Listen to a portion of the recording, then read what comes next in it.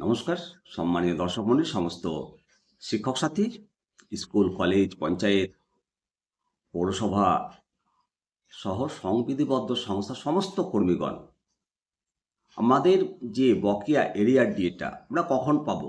সরকারি কর্মীদের তো বকেয়া এরিয়ার ঢুকতে শুরু করেছে, আমরা কবে পাবো?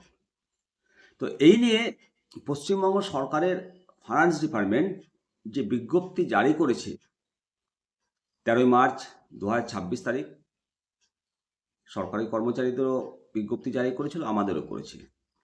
তো এই বিজ্ঞপ্তি অনুসারে আমরা 31শে মার্চ 2026-এর মধ্যে আমাদের বকেয়া টাকা কি অ্যাকাউন্টে ঢুকবে বা পিএফে ঢুকবে?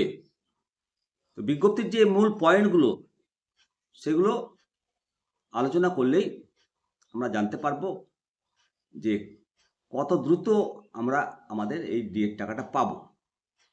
বিজ্ঞপ্তির প্রধান পয়েন্টগুলো যদি দেখেন, সেখানে বলা হয়েছে তথ্য সংগ্রহ 2016 থেকে 2019 পর্যন্ত প্রত্যেকটা কর্মী এবং পেনশনভোগীদের প্রতি মাসে কত টাকা ডিএ বা ডিআর পাচ্ছেন তার একটা স্টেটমেন্ট তৈরি করার জন্য সংশ্লিষ্ট প্রশাসনিক বিভাগগুলোকে এই ডেটাবেস সংকলনের দায়িত্ব দেওয়া হয়েছে।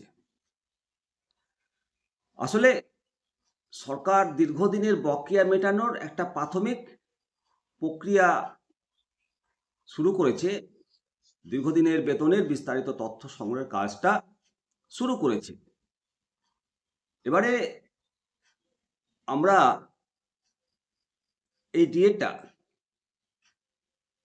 কবে পাব, পরবর্তী পেমেন্ট ধাপগুলো কিভাবে শুরু করবে,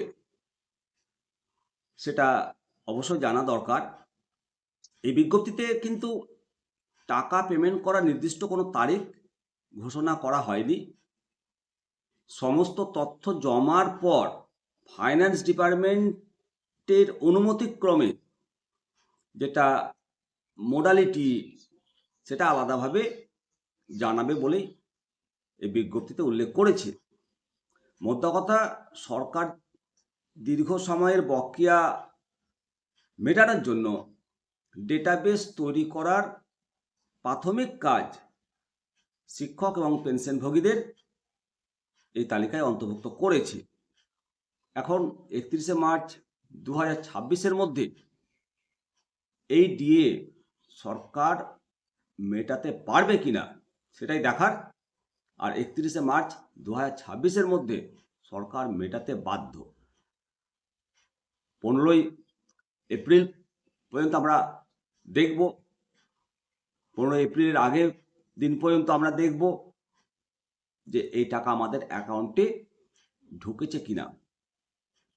অবশ্যই কড়া নজর রয়েছে সমস্ত শিক্ষক শিক্ষিকাদের, সমস্ত সংবিধিবদ্ধ সংস্থার কর্মীদেরকে অনুরোধ করব যে আমরা এই তারিখ পর্যন্ত ওয়েট করব এবং পরবর্তী আপডেটগুলো পাওয়ার জন্য অবশ্যই নিত্যা দর্শন চ্যানেলের সঙ্গে থাকবেন। সঙ্গে আমি শিবরাম সরকার। জয় হিন্দ, বন্দে মাতরম, ভারত মাতা কি জয়।